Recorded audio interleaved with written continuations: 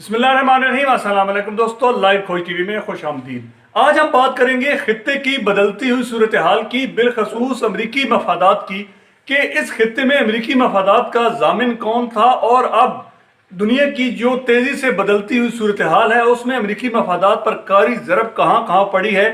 इसके अलावा इसराइल एक बहुत बड़ी मनसूबाबंदी कर रहा था जिसको आलमी सियासत में एक गेम चेंजर की हैसियत हासिल हो जानी थी, मगर खुदा का करना ऐसा हुआ कि वो गेम इसराइल ही के गले पड़ गई। और अब आज हम बात करेंगे कि इस वक्त जो नई तब्दीलियां आई हैं, बिलखसूस चाइना की ईरान में जो इन्वेस्टमेंट है उस हवाले से खित्ते पर क्या असरात पड़ेंगे और बिलखसूस उम्मत मुस्लिमा पर क्या असरात पड़ेंगे, इस पर आज हम तफसील से बात करेंगे। मगर उससे कबल आपसे गुजारिश है कि अगर आपने अभी तक हमारा चैनल लाइव खोज टीवी सब्सक्राइब नहीं किया तो अभी सब्सक्राइब का बटन दबाएं और साथ ही बेल आइकन भी दबा दें ताकि आपको हमारी आने वाली हर वीडियो का पता चल सके। जी तो दोस्तों, हम बात कर रहे थे कि इस वक्त खित्ते की जो बदलती हुई सूरत हाल है उसमें अमरीकी मफादात का जो मुहाफिज था वो सिर्फ एक भारत ही रह गया था, जिसको चीन ने इंतहाई खूबसूरती के साथ ऐसा साइड लाइन किया है कि इसके बाद अमरीकी मफादात का तहफ़्फ़ुज़ करने वाला इस खित्ते में कोई मुल्क नहीं रहा। चीन और भारत के सरहदी तनाज़ात में भारत को यह इम्कान था कि अमरीका न सिर्फ उसकी मदद करेगा बल्कि प्रॉक्सी वार की सूरत में चीन को हम टफ टाइम भी दे सकते हैं। मगर हुआ यह कि कोविड-19 की वजह से अमरीका खुद इतने मकसद में फंसा हुआ था कि रोजाना हजारों के हिसाब से उसकी डेथ्स हो रही थी, जिसके बाद अमेरिकी एडमिनिस्ट्रेशन को इस किस्म के एडवेंचर करने या उसका हिस्सा बनने की हिम्मत ही नहीं पड़ी। ऐसी सूरत हाल में चीन को एक खुला ग्राउंड मिला और चीन ने अपने तमाम सरहदी तनाज़ात जो कि 70 साल से इल्तवा के शिकार थे, न सिर्फ उनको सेटल किया बल्कि नया नक्शा भी पेश कर दिया, जिसके बाद पाकिस्तान को भी उसमें काफी फायदा हुआ, चीन खुद को फायदा हुआ, नेपाल को, और इस पूरे रीजन में जो सी पैक के हवाले से जितने भी मुमकिन खदशात थे, सी पैक की तामीर के हवाले से, सी पैक की इम्प्लीकेशंस के हवाले से, उन तमाम खतरात को चीन ने एक ही हल्ले में दूर कर दिया और सी पैक का जो रूट है उसको न सिर्फ महफूज बनाया बल्कि उसके तमाम स्टेक होल्डर को इतना एतमाद दिया और उनके तमाम स्टेक होल्डर्स को इस कदर सहूलत फराम की कि अब वो अगर चाहें भी तो इतनी सहूलत और इतने फायदे के बाद वो इस प्रोजेक्ट से निकलना भी चाहें तो वो निकल ही नहीं सकेंगे, क्योंकि उनके तमाम के जो मुआशी मफादात हैं वो न सिर्फ इससे महफूज हुए हैं बल्कि हर मुल्क को कई गुना फायदा भी हुआ है। सिर्फ अगर पाकिस्तान की मिसाल ली जाए तो पाकिस्तान बदतरीन आबी जारियत का शिकार था। पिछली हुकूमतों की नाकिस पॉलिसियों की वजह से पाकिस्तान में पानी का बहरान शिद्दत इख्तियार कर गया था, मगर लद्दाख वो जगह है जहां से आने वाला पानी पाकिस्तान के तमाम दरियाओं में जाता है, और अगर ये खित्ता और ये इलाका पाकिस्तान या चीन के पास हो तो भारत कम से कम इस इलाके पर आबी जारियत के जरिए पाकिस्तान को नुकसान नहीं पहुंचा सकता। अब हम बात करते हैं इसराइल की कि वो ईरान पर हमले की तैयारी कर रहा है और उसकी बुनियादी वजह यह है कि 2020 में अमेरिकी इंतखाबात होने हैं और इसराइल का ये प्रोग्राम है कि वो 2020 दिसंबर से पहले ही ईरान पर हमला कर दे।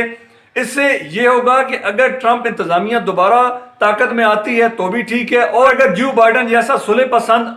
अमेरिकी सदर बनता है तो भी अमेरिकी इंतजामिया चूंकि पहली एक जंग शुरू कर चुकी होगी तो उस जंग से निकलना अमेरिकी इंतजामिया के लिए मुमकिन नहीं होगा, या कम से कम मुश्किल जरूर होगा। एक ऐसा फैसला होगा जिसको अमेरिकी इतनी आसानी से नहीं कर सकेंगे।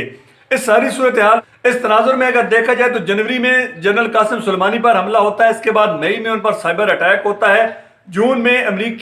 जून में ईरानी न्यूक्लियर तनसीबात पर हमला होता है और 2 जुलाई को बुश शहर की तनसीबात पर हमला होना, ये तमाम वो कड़ियां हैं जिसकी मदद से इसराइल इस खित्ते में जंग की आग भड़काना चाहता है, क्योंकि अब इसराइल और अमेरिका के पास एक ही हल बचा है कि वो इस इलाके को प्रॉक्सी वार के बजाय हॉट वार में तब्दील करे, और वो हॉट वार न सिर्फ अमेरिकी मफादात का तहफ़्फ़ुज़ करेगी बल्कि अमेरिका को इस खित्ते में रहने और अपने मफादात के तहफ़्फ़ुज़ करने में मदद देगी। मगर चाइना की बढ़ती हुई मुआशी ताकत और सबसे बढ़कर यह कि सीपैक की वजह से मुख्तलिफ मुल्कों का चीन के साथ जुड़ जाना एक ऐसा अमल है जिसकी वजह से अब इस खित्ते में अमेरिकी मफादात पर कारी ज़रब पड़ी है। वही सबसे अहम बात यह है कि अगर अमेरिका चाहे भी तो किसी भी हॉट वार में वो नहीं आ सकता। कोविड-19 के बाद अमेरिकी मैशत बुरी तरह हिल गई, रही सही कसर तेल के क्राइसिस ने पूरी कर दी, और इस वक्त हाल यह है कि अमेरिका के अंदर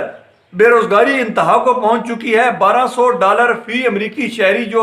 امریکی صدر نے اعلان کیا تھا، اس کے بعد بھی صورتحال یہ ہے کہ امریکی شہری اب بے روزگاری اور بھوک کی وجہ سے تنگ ہیں۔ وہیں کووڈ-19 اس حد تک پھیل چکا ہے کہ میکسیکو میں صرف ایک دن میں 700 سے زائد اموات ہوئی ہیں۔ یہ اس بات کی طرف اشارہ ہے کہ کووڈ-19 نے امریکہ کی نہ صرف بنیادیں ہلا دی ہیں بلکہ سپر پاور کو ایک صفر پاور بنانے میں اہم کردار ادا کیا ہے۔ یہ مکافات عمل ہے یا کچھ بھی اس کو کہیں۔ اس وقت صورتحال یہ ہے کہ امریکہ جیسی سپر پاور کورونا کے آگے ڈھیر ہو چکی ہے۔ وہیں چین نے نہ صرف 2 ماہ کے ریکارڈ عرصے میں کورونا کو قابو کیا بلکہ شکست دی۔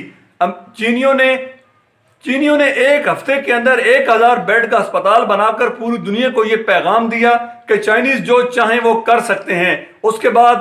بارڈر تنازعات کی بات کی جائے تو چائنا نے بھارت کو ناکو چنے چبوائے۔ امریکہ نے اس معاملے میں مداخلت نہ کر کے چین کے اس تاثر کو تقویت دی ہے کہ چین ہی اب اس خطے کا تھانے دار اور دنیا کی سپر پاور ہے۔ اگر معاشی طور پر دیکھا جائے تو چائنا نے کووڈ-19 کی وجہ سے کھویا کم اور پایا زیادہ ہے۔ صرف کٹس، وینٹیلیٹر اور جو امدادی سامان تھا اس کی مالیت کا اندازہ اربوں ڈالر لگایا جا سکتا ہے۔